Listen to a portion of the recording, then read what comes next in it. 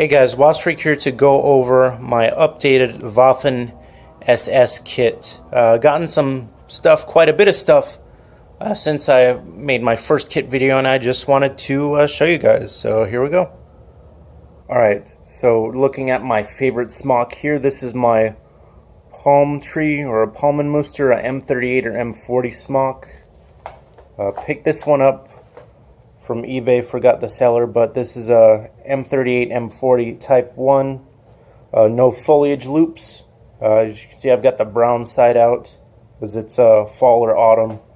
But what this is my favorite pattern is the spring and summer side is this awesome bright green, which works great here in Texas. My favorite pattern here. So this is the M38 M40 smock, where the elastic is set low on the waist, short skirt, again lack of foliage loops, and then it has slits to access equipment. Equipment was made to be worn underneath the early type of smocks, but it was a hassle, so you'd find troops wearing just the standard equipment over the smocks later on in the war. Then there's my second smock, my second most favorite pattern. This is my smock from At the Front, made by At the Front. This is the Oak A Eichenlaubmuster pattern. This is a Type 2, as it has the foliage loops. There's my helmet cover, my Oak A helmet cover, also from At the Front. It's got the foliage loops. The elastic waist is set higher, and then this has pockets on the bottom, whereas the earlier Type 1 smocks do not. And this one, I've got the green spring-summer side out because here in Texas, things stay green pretty much all year round. I mean, some stuff dies off, but it's pretty much mostly green. And I really like the spring-fall side. So it's that green purple, which actually works really well. And then the reverse is this purple and orange. Don't know how well that's coming out, but yeah, it's a purple and orange on that. So again, this is my second favorite smock besides the palm tree. This is from At the Front, so definitely a good quality smock. It's made from a cotton duck, which is water resistant, which is cool. You know, as it'll keep you dry if it's raining or whatever. And just an awesome smock. Then my last smock is my Oak B smock from Man the Line. Used to have my Plane Tree smock, but I actually traded that to a viewer for my ACH, so that's why it's not in this video. I already did a review on that smock anyways, but anyways, let's continue on with the kit update video. So this is a smock in the Oak pattern, Eichenlaubmuster. This is Oak B, which I believe was issued later. This one versus the Oak A is definitely more of a summer, fall, so that's winter camo. As you can see, it's a lot darker, a lot more, pretty much it's just browns and oranges and dark greens. So either summer or fall or heavy vegetation. This one would still, I think, work here in Texas when stuff starts to die, but it's a very cool pattern. So on the outside, this is the spring summer side. Then you can see the fall side. It's very similar to the Oak A as far as the color palette, but on the Oak A, I believe the rings around the little dots are a little bit larger, and this stuff just looks awesome. It is such a striking color, especially those bright, vivid oranges, which you know, with use and stuff should fade. I don't know with this smock if I'm gonna combat age it or not, just because it looks so nice with the bright colors. This, like my At the Front Oak A smock, this is a Type 2. It does have the foliage loops Here, there's photos loops here on the shoulders. There's one on the, there's some loops on the back. And this, like the other one, is a Type 2. It's got the high waist, and then it has the pockets on the outside of the smock as well. Now this one, on Man the Line, there's a few different sizes. I got the biggest one because that's the most accurate. And these smocks are huge. These are meant to be worn over the greatcoat, tunic, field shirt, all of that. So these are absolutely huge. The chest on my smocks, they're around like 48 to maybe like 50 or 52 inches. Again, these smocks are huge, but they're designed to be worn over stuff. And even if you're not like reenacting, you can wear these over your body armor or whatever. So this is, again, this is my Oak B smock from Man the Line. Just very, very cool. Alright, so this is the headwear I currently have for my Waffen SS kit. Might be making some changes later on, but my current financial situation doesn't allow that. So here we go. So we're going to go from left to right. Now on the left, I have my M43 field cap. I've got an M43 cap instead of a side cap, as I'm going for late war, July 1943 onwards. This hat was made custom made for me by Epic Militaria in the UK. Started off with a nice base cap. So you can see there I'm a metric size 57 base cap, and then had the insignia custom sewn on. Did the trapezoid as it was a little bit cheaper. So wearing this hat, it's definitely a 1944 period. Looking to eventually get a field cap from At the Front, but they said that they're currently out of wool and they don't expect to get any until next year. So with this hat for the time being, intending to get another one from At the Front. Again, I had one before. The quality was outstanding, but the insignia was sewn on crooked, so I returned that. That was early last year. At the current time, they're out of wool, so not gonna have any. Their M43 caps in stock anytime soon. So, but Epic Military, this is a great cap made just like the originals, and considerably less than one from At the Front. So if you're looking for a cheap M43 cap that's still the same great quality and accurate to the originals, Epic Military has got you. Then right here, just something I got for the cool factor is NCO cap, or the Crusher cap. It's got the skull on there and the eagle. Got this from International Military Antiques.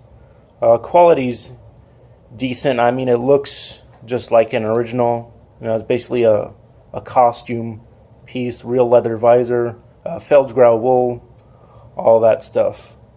The only thing that I don't like is it's got this tag in there, but I assume they've got it like that just so that people don't try and rough these up and sell them as originals.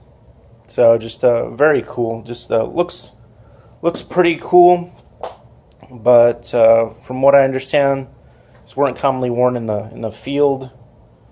So don't know if I'd take this to the range or not, but definitely a cool display piece. You know, like to use it for videos and all that. So pretty cool though. But I still I like the M43 cap better. All right. Then last but certainly not least is my M35 that I got from Epic Militaria a while back for my birthday. Right now I have the bread bag strap on there, so I just think it looks neat, and you know, I can put foliage stuff camouflage. Now this is a double decal. You can see the SS runic shield there, and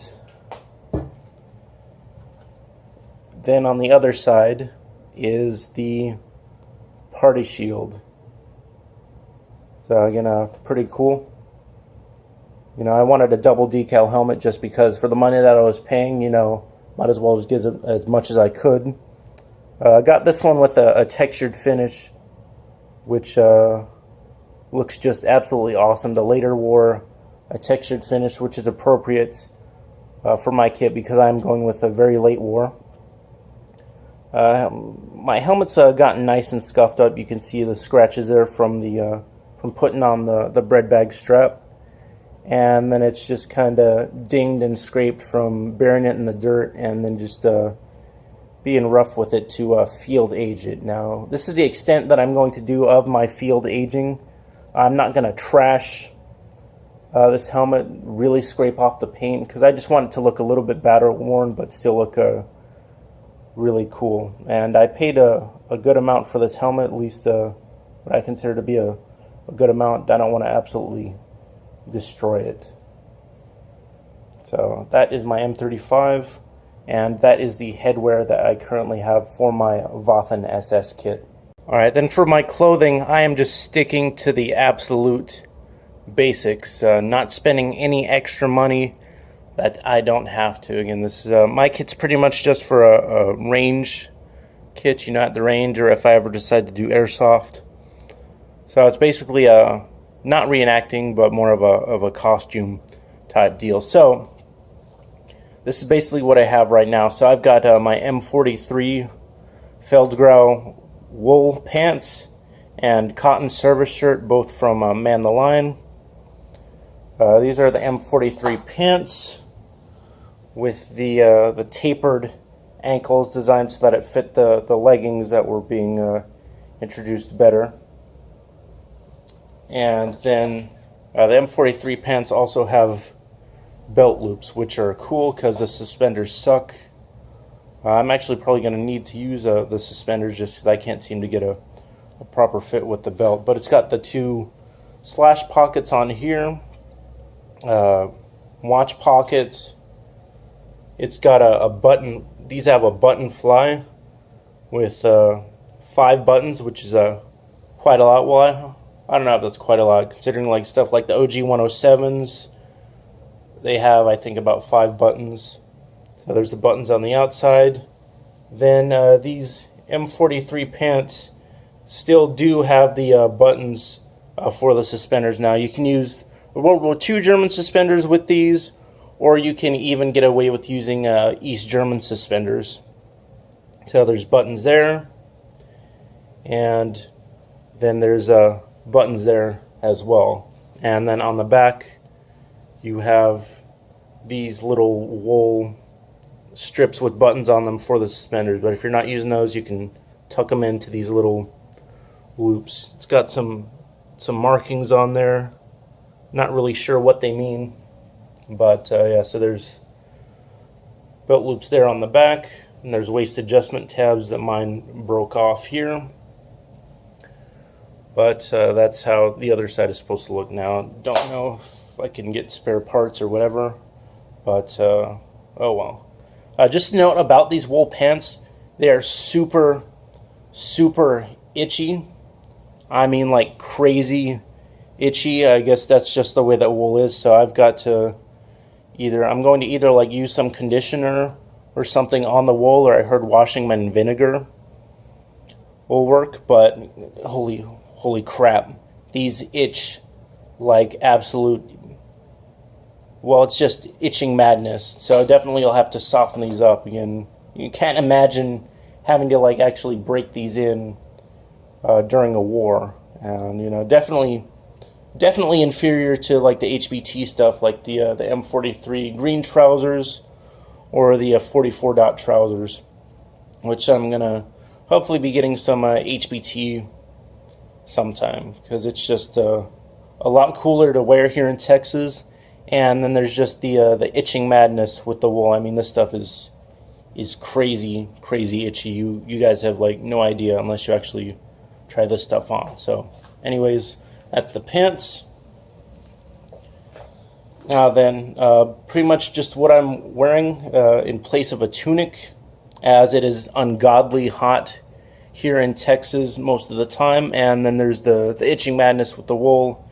in addition to the cost of insignia for a tunic, I just have the standard cotton service shirt, also from Man the Lion. This was worn by the Wehrmacht and the SS. Not sure about the Luftwaffe or the Kriegsmarine, but I found that I'm able to actually get away with this for my SS kit, because a lot of times regulations were ignored. The wool tunic was hot to wear, and it's just, the tunic is incredibly expensive to put together with all the insignia and the collar tabs and all of that jazz. And then it's just really, really freaking hot here in Texas all year round, even in the winter. I find that the service shirt itself is pretty warm. It's made from a pretty thick cotton. So it's got the two front pockets with buttons. It's got a nice button front with like 3 buttons, and there's a button up at the collar. I mean, you can button the collar up if you want. I tend to leave that top button unbuttoned just because.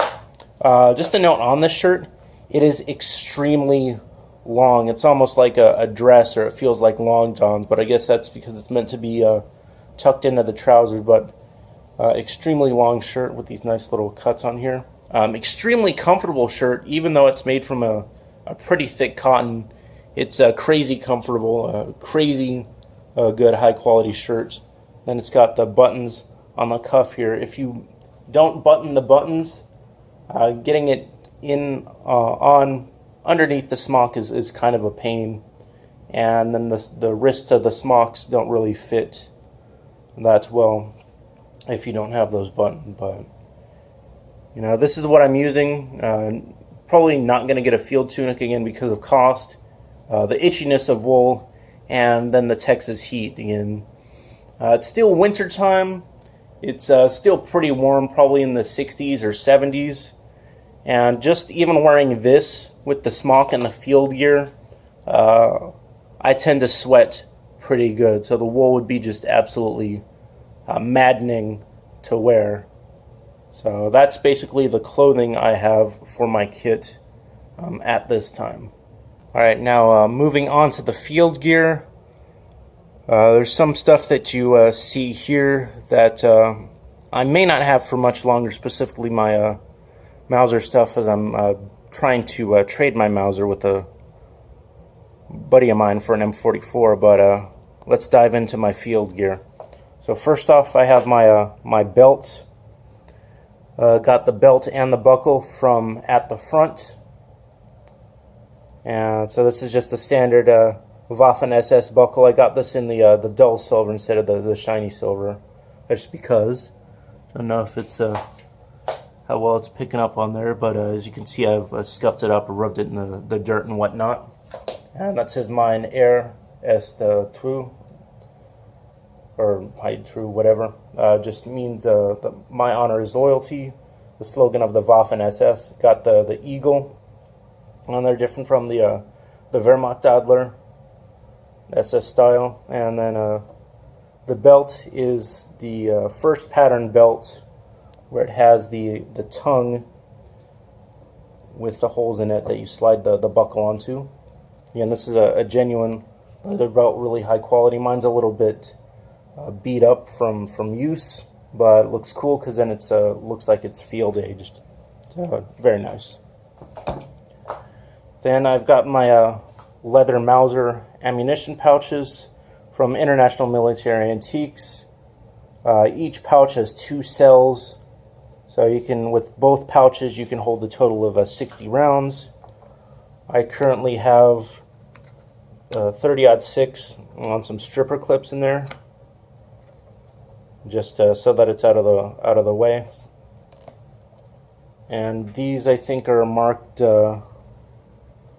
1940 or something like that. Yeah, it's kind of hard to see. Yeah, there's the marking.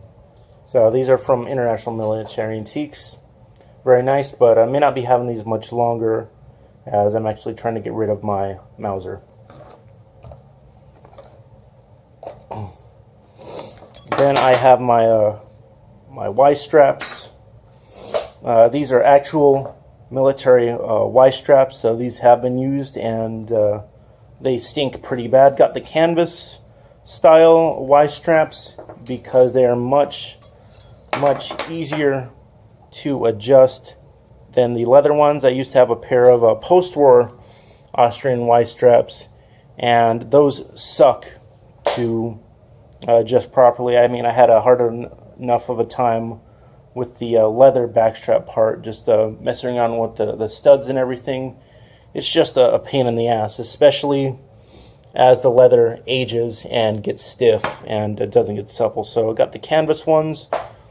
Again, so this is a late war, so it's a little bit more appropriate, and I just like them a lot more than the leather ones. And the leather, it's really hard to get it to age properly unless you're like really rough with it. So that's why I have canvas. All right. Then I have ammunition pouches for my Sturmgover 44 that I got from International Military Antiques. These are the first pattern type. I think they're called the MKB 42s, where it has the 3 cells for the ammunition for the magazine, but there is only 1 flap with a single stud and leather tab, whereas later pouches will have 3 separate cells and then 3 separate flaps for each cell based on feedback from the troops. So it's got a little pouch here for what I assume to be an oiler or something like that. Again, these are made of actual leather, and I just think they look neat. Again, I'm looking for July 1943, when the Sturmgover 44 was introduced onwards, for my kit. And these are marked,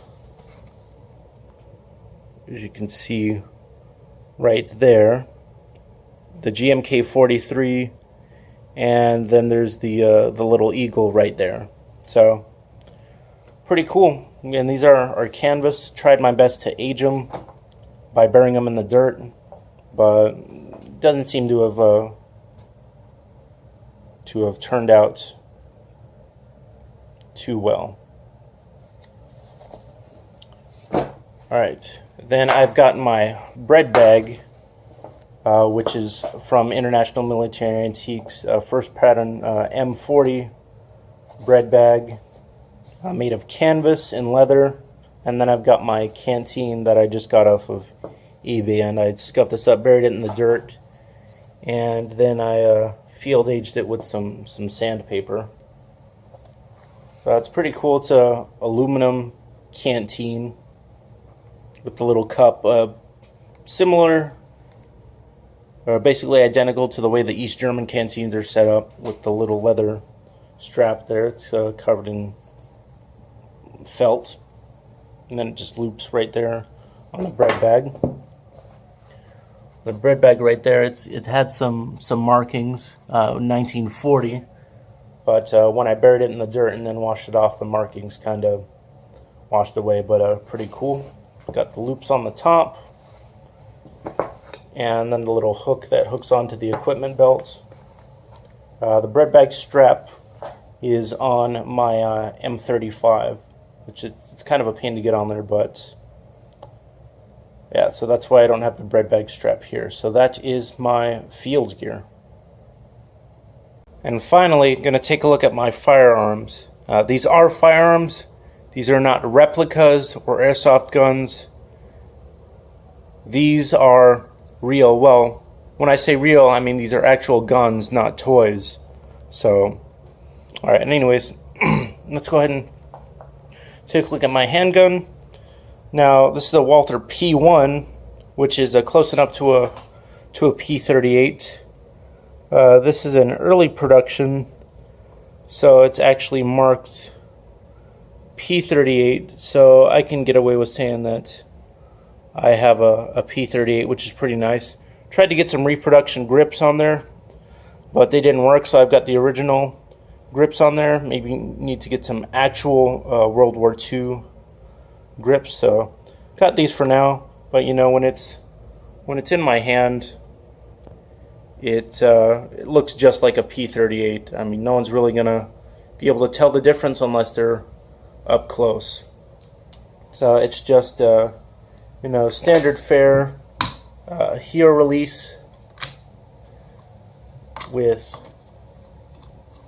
an 8-round magazine, a 9mm Parabellum.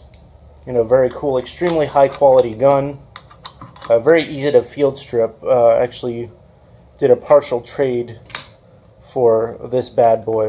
You can still need to shoot it, but I just really don't have the time or money. Just awesome pistol. And there's a safety right there. So it's got a safety, and it works as a decocker. You flip the lever down, and then it decocks the pistol. So I've got this holster for it right now, post-war holster, close enough to the real World War II holster that'll save me about 30 to 50 bucks.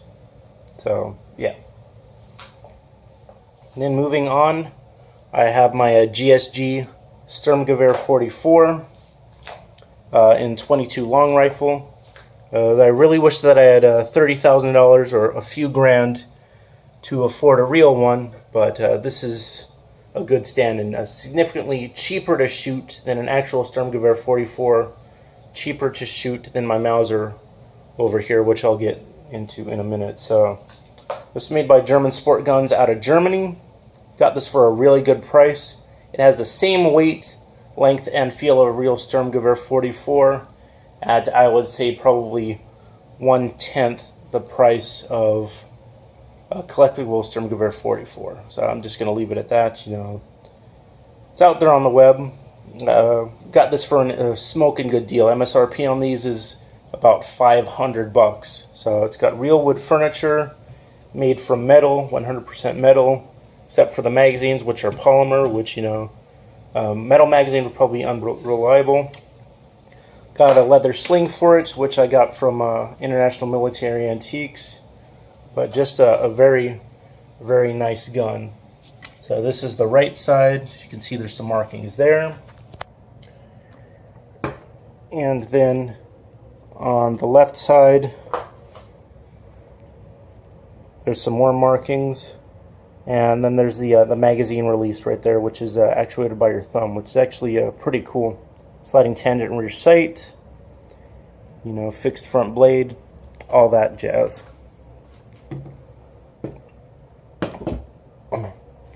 That's what I'm primarily going to be using for my kit. I heard that 22 is based off of like nail gun blanks or something, so maybe I can get a blank firing adapter and use nail gun blanks for this. So, but whatever, you know. Got this because why pay pretty much the same price for a non-functioning replica, or again an airsoft piece of crap that I can't actually use for hunting or whatever. You know, can use this for varmint hunting, all that good stuff. You know, pretty hefty rifle, weighs around 11 pounds, just like the original. Very cool. And finally, a gun which I'm going to be getting rid of hopefully soon is my Columbiafn 1950 Mauser, which is visually identical to the VZ24 as used by the Waffen SS. You can see it's got the straight bolt handle here and all that jazz. It's got that really nice Colombian wood, that tiger stripe wood. Got the bayonet for it over here, long bayonet. And it has the VZ24 style sling swivels. There's swivels on the side, and then there are two on the bottom. Now this is definitely a unique Mauser, as it's chambered in 30-06. As you can see right there, there's .30 marked on the receiver,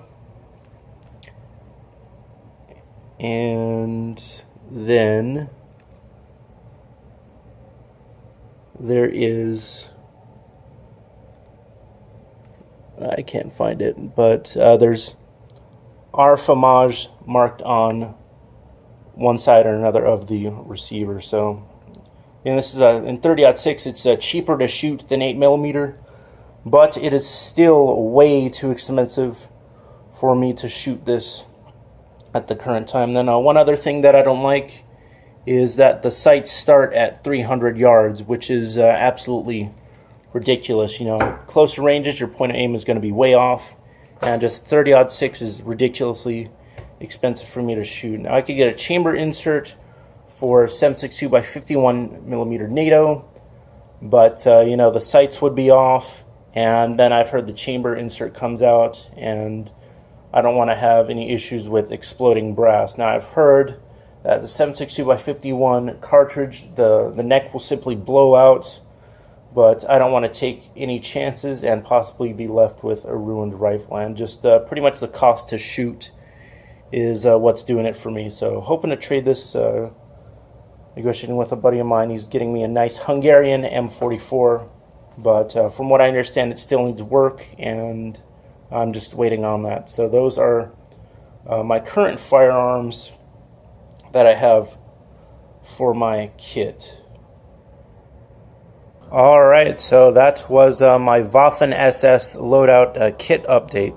Hope you guys like it. Make sure, if you haven't, check out the Facebook page, give it a like.